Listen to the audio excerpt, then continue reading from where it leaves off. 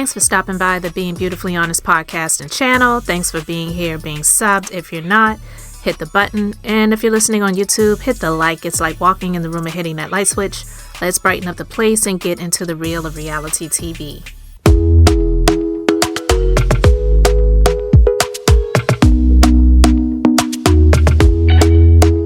Talk to me nice, talk to me honestly. Look in my eyes, don't let it fall on me. Say you're a good guy, make me believe it. Don't wanna hear it, I wanna see it. See how rewind, when we rewind, feels so nice. What is up, guys? Listen, I'm going to go ahead and get into this because I did this earlier and my microphone was not wanting to cooperate, apparently. So let's just go ahead and get into this. All right. So Brit Eady, obviously, she did not show up to the reunion. Real Housewives of Atlanta reunion. First part was aired on Sunday. I watched it on Monday and I'm like, why are they going to have 3 parts to this? I guess they just have a commitment for their advertisers, but from what I heard, the ratings have just not been there. And 2, I don't feel that there is enough of anything for there to be 3 parts. So they're just going to drag this out. So the first part of the reunion, they're showing so much of the behind the scenes that it's taking up a lot of the time slotted for that first part. So this is just complete BS. But anyway, Britt did not show up to the reunion, but she definitely showed up online. So you can see she showed up on her social media. I'm sharing it from the Bravo Shade Room. So let's just go ahead and see what she was showing up looking like, or what she would have showed up looking like if she showed up. So I'm not going to play the audio, but you can see she is, honestly, she's looking great.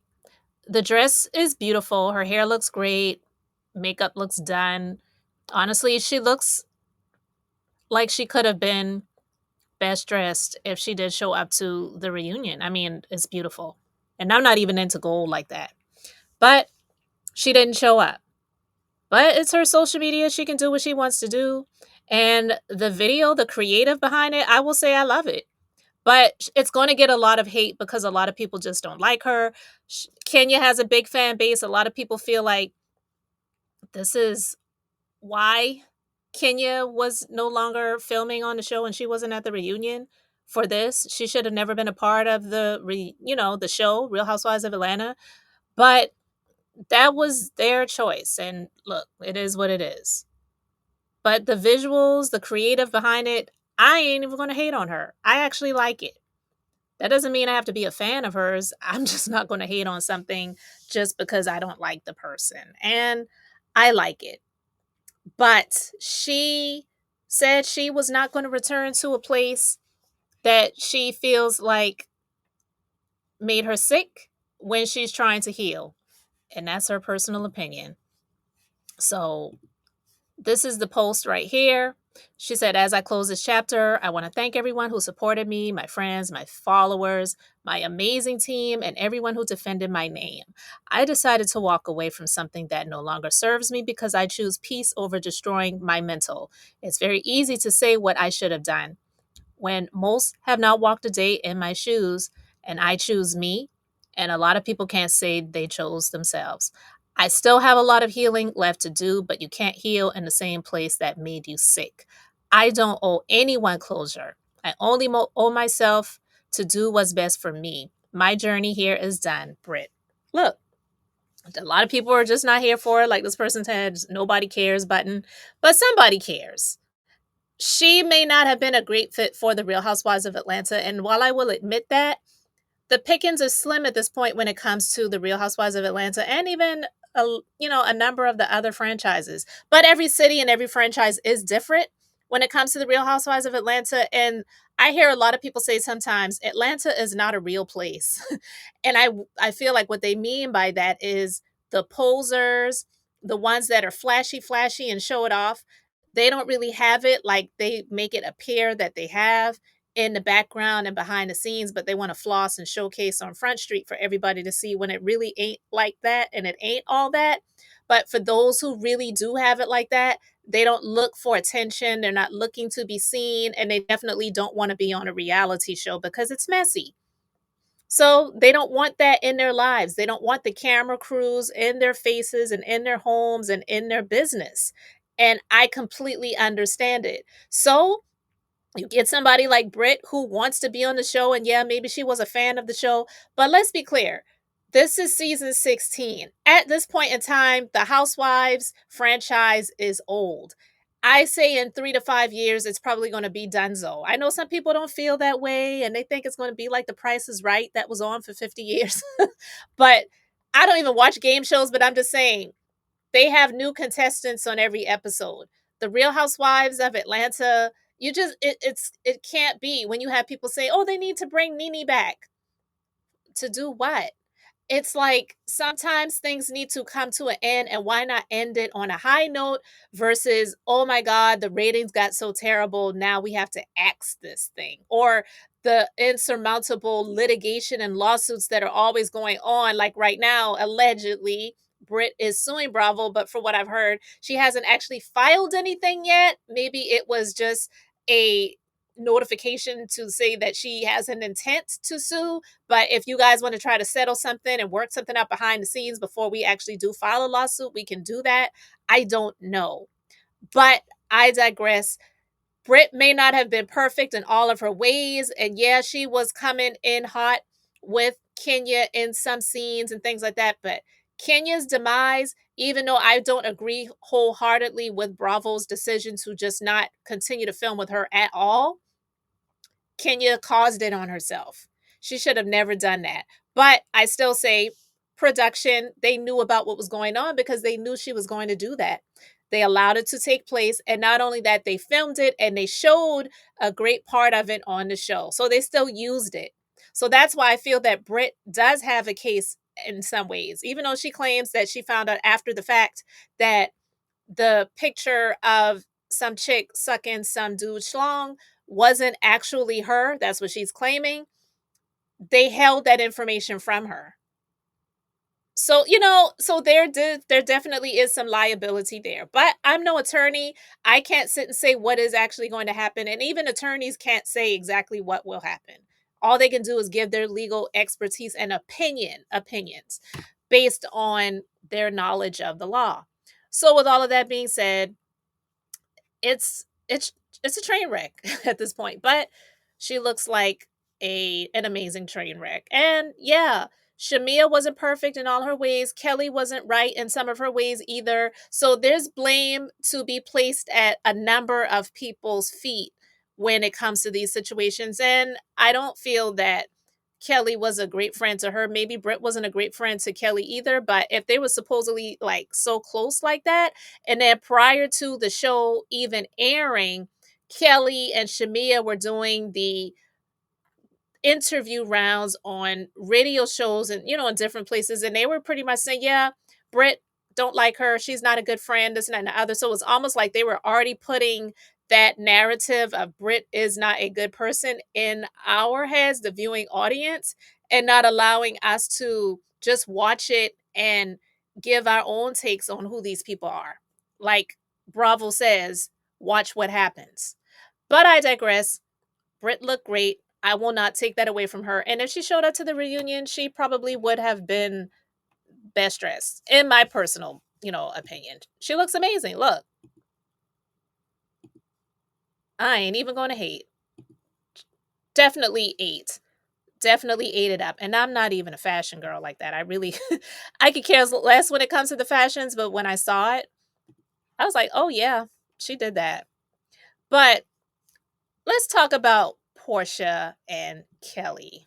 So this is under fair use, guys. This is just me giving my criticism, critique, and commentary on this little clip here from the Bravo Shade Room of The Real Housewives of Atlanta season 16 reunion part 1. And Kelly and Portia get into it talking about divorce. So let's just go ahead and play a little bit of this. All right.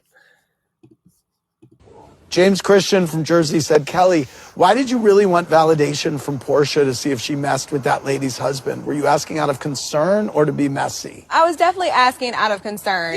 Lies. You didn't even know Porsha. I don't care for Porsha, but I don't have to sit and lie or agree with Kelly just because I don't like Porsha. She didn't ask out of concern. She asked to be messy. And hey, that's cool. She came onto the show being a fan of the show, and that's fine too. I don't have an issue with that either.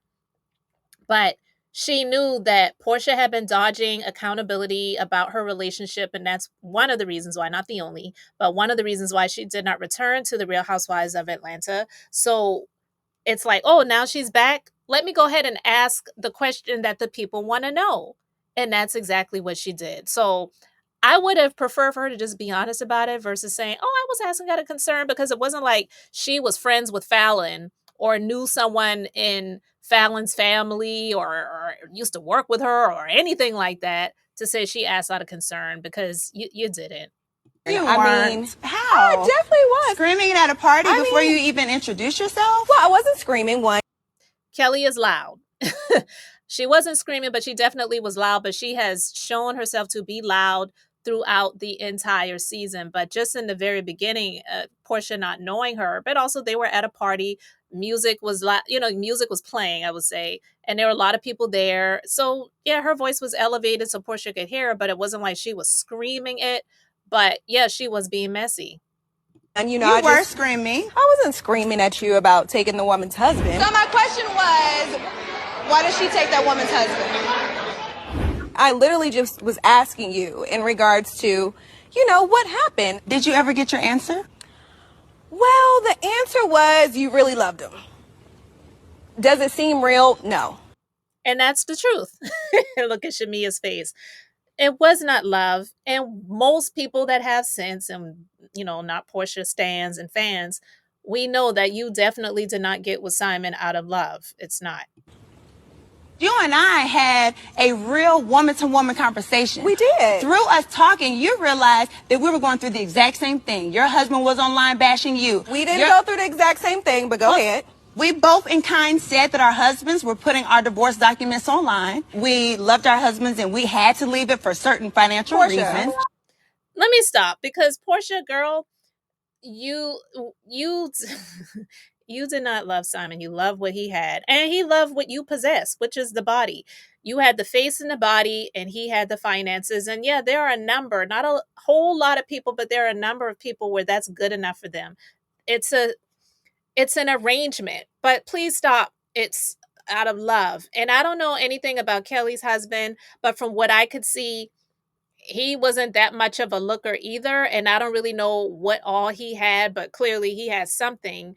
And whether Kelly really loved her husband or not, either way, she was with that man for 11 years. And I will say that even if Kelly isn't one of my favorite people, I will never take away from what she experienced, which was DV in her marriage. The man had to be arrested multiple times. He wasn't taking care of the children. She was married to him for 11 years, and they had 3 children together, and she also had a daughter before they got married that he actually was treating as his own until she had to get out of it.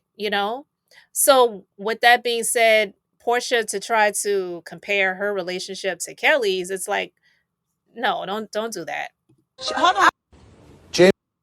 So, Portia, she was married for 15 months. Kelly made the comment that she was married for 11 years and Portia was married for 11 minutes. Haha, joke. It actually was funny. It hit. But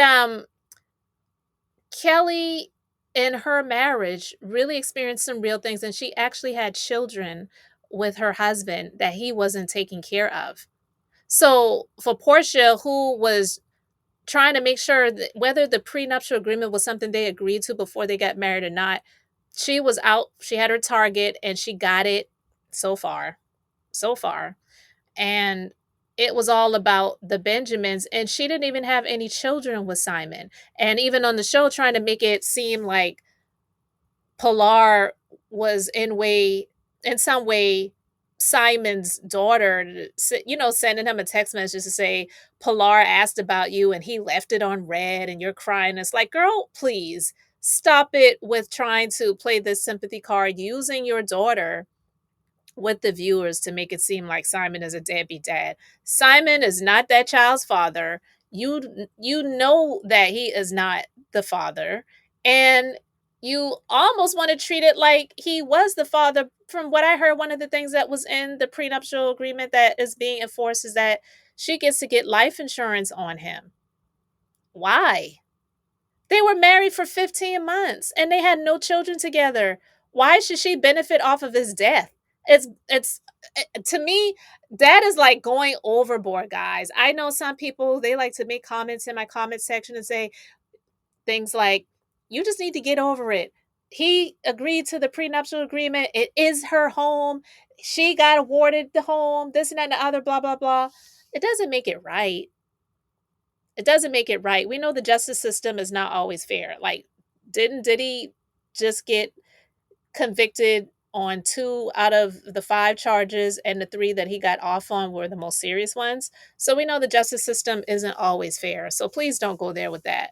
But anyway, I just found it funny when Kelly did say that. They didn't show it in this clip, but when she said, I was married for 11 years, you were married for 11 minutes. Please don't try to equate our marriages because they're not the same. And boom, it's the truth. It really is not. And then, Portia tried to clap back at her, and it's like, well, it's not my fault that you didn't get a better situation with your prenuptial agreement like I did. Clearly, the man wasn't complying with a lot of things because he just refused to pay and was going to jail for not even paying child support. So please don't go there, Portia, with stuff like that. But anyway, guys, I wanted to just share my thoughts about Brit and her reunion look. If she showed up to the reunion, what it would have been. And also, I want to know what you guys think about Kelly and Porsha talking about their marriage, and how Porsha tried to relate herself to Kelly's situation to say they had so much in common. I don't think they had anything in common when it came to the marriages. Now, were both of them going through some divorce drama? And some of it was made public on social media. Yeah, absolutely. But it doesn't mean that they're the same. Because honestly, even though, I don't know, I wouldn't say this. I wouldn't say that Kelly would deserve to be on the cover of People magazine. But the fact that people gave Portia the cover with that ridiculous, montage and tribute to Bernadine from Waiting to Exhale, when she was married for 15 months, had no children with Simon, and she's the situation that Bernadine was in, even though it was a fictional character. That's pretty much all Bernadine and Portia have in common, fake and fiction. But the story from Waiting to Exhale was Bernadine being married to a man that was financially abusive. I gave you the car, I gave you the house, now sell it.